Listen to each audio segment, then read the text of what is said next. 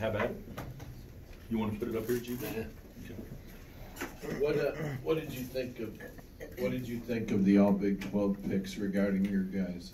I thought every coach is going to be disappointed a little bit because I thought Marcus deserved it better than 13, but I thought, I was happy for our guys. I was happy that they got the individual recognition. Happy for Dot making first team unanimously. So obviously Dot, and Butler were the three premier players in our league according to the unanimous selections, and really happy for Udoka after 4 years to have it culminate the way it did, and really happy for Marcus because I do believe he is what he earned, and then Ochai getting some recognition, Christian getting some recognition is good too. So I thought it was pretty fair, to be honest with you. Hey, Coach, after you guys played, Joe Lunardi went on ESPN and said you guys are the lock as the #1 overall seed in the tournament. I'm just curious how you feel about that and how you're approaching this weekend. I don't feel anything based on what Joe said. I do think that Joe has a good handle on this, but I don't know exactly what's being talked about in the room, and probably nor does anyone else. But yeah, I think that Joe could be accurate in that but I will disagree with what he said regardless. I think we put ourselves in a position maybe to be that, but we who knows what will happen, who will get hot or whatever. So to me, that is not a huge deal one way or another, but it does put us in a good position, I believe, to be a 1 seed. Possible matchup on Thursday. You got one team that may bring a lot of people in Iowa State, and another team in Oklahoma State that has been up and down, but occasionally plays really, really good. Can you talk about those? Yeah. Well, Iowa State, it seems like, I don't know how big Ames is population-wise, but it seems like a third or half of it always comes to Kansas City when they play in a tournament. They support their team in a way that is pretty impressive. Even when we played them last year in the finals, I would still say they had the majority of the building, even in that game. So to your point, you're exactly right. That they'll be supported if they play us Thursday, and then if they don't, we'll play a team that, to your point, when they have been good, they have been great. What they did to Texas, I haven't seen the game yet, but Texas is one of the hottest teams in our league, and they handle them quite easily in Austin, and we know they can shoot, and we know that McGriff is a matchup problem for just about anybody, and Likely's as good a guard as there is around, and one of the best in our league. So yeah, they're capable. Both teams are capable, but either one, it'll be a hard game. It always is.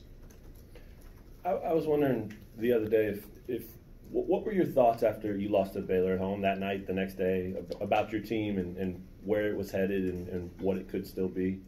Do you remember? God, we've had how many games since then? I would say that obviously we were all down. I was probably down, and I probably thought at that moment that we put ourselves, even though it's way too early on the league race, but we put ourselves in a position where we could not stub our toe. We knew Baylor was good, and after seeing them firsthand, I didn't see them helping us, which they didn't. Until the very end when after we tied it up. So I thought that from the league race standpoint, we would be it'd be hard for us to win it, and we'd have to not stub our toe and win at Baylor to have a chance. That's what I thought. And then, but from a team standpoint, there's early January is too early to make any determination on where you're headed or where you'll end up. There was still a lot of things that we had to correct, and we were playing different lineup. We were playing big. We haven't really given ourselves to be the best version of who we could be, and at least at that point in time. So I knew that our best ball was still ahead of us. Yeah, and along those same lines, I mean, during that run when you couldn't stub your toe and all of that, I mean, did you ever see these guys panic? I mean, we've seen teams in the past where, you know, a 5-minute stretch just kind of unravels and they panic. Oh, I think we probably have some, but it probably just wasn't as evident because somehow we got lucky and got by with it. You know, we didn't handle obviously Villanova well down the stretch, and so, but the other games, you know, even the other day, I didn't think we executed great, but we still.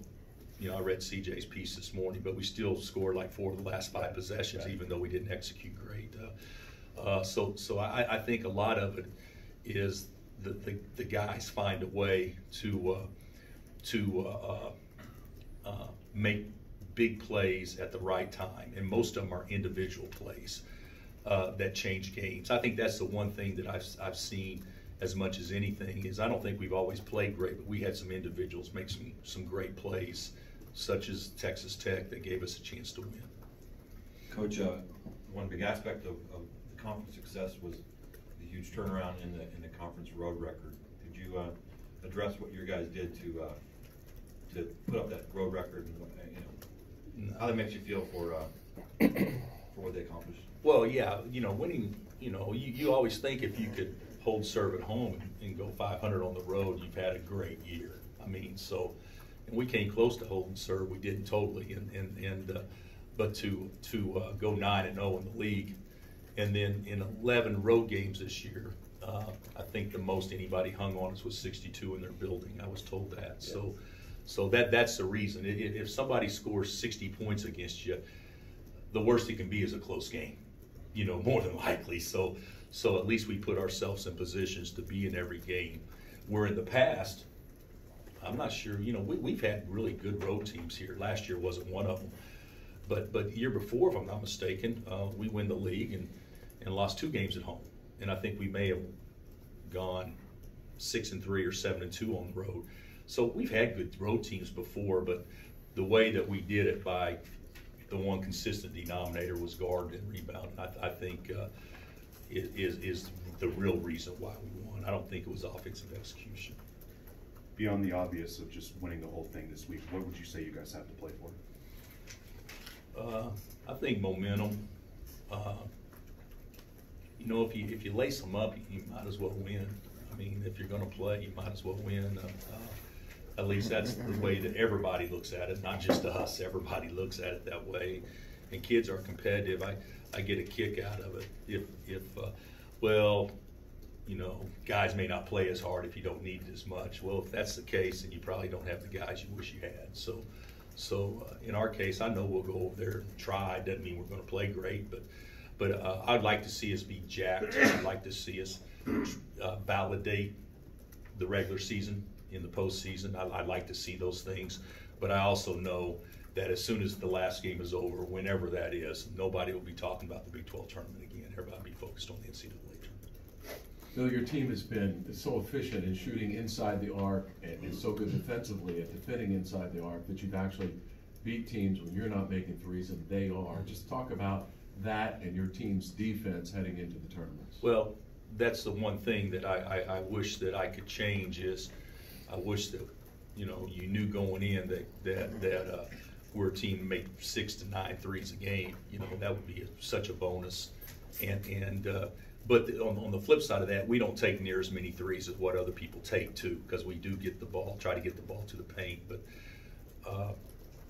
you know, it doesn't bode well if a team makes 13, you make 3. So and when we talked to the team about, we've got to do a good job of running them off the line. And against Tech, we didn't do a great job because they got 28 off, or 26 off. But if we can make people play inside the arc, and they make us play inside the arc, then I think that we could have an advantage, obviously, because of Doak, and we got a couple of guys that can really drive the ball.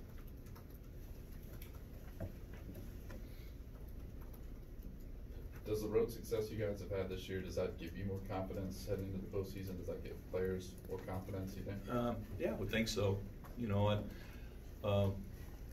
you know, there's not going to be any more road games or any more home games. You know, once we get past this weekend, because this weekend you could say maybe we could have a little bit of a home court advantage. Well, that'll go away.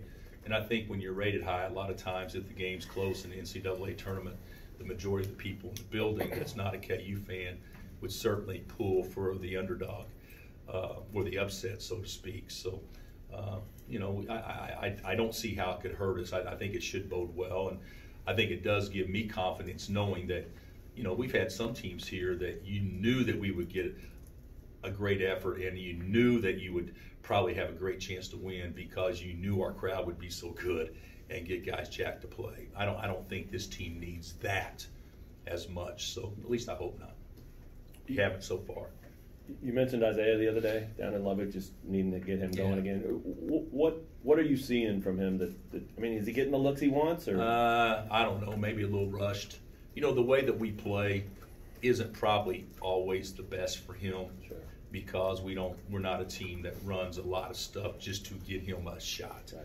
We're a team that tries to set up driving angles, and he can play off somebody else's penetration. So you know, his presence on the court helps us even if he's not making shots. But he's a guy that you know, if he shoots 5, he needs to make 2, and if he does that, then that little difference right there, I think, changes who we are, and certainly makes people defend us differently. Do you see more minutes for guys like Tristan and Silvio in the Big 12 tournament? You know, I'd like to for sure to be able to play on both Tristan Moore and play Silvio. Yeah, for sure. So I do hope that's the case. I'm not gonna make any bold predictions, but I think that would be best for our team. So I think you could probably anticipate us at least attempting to do that.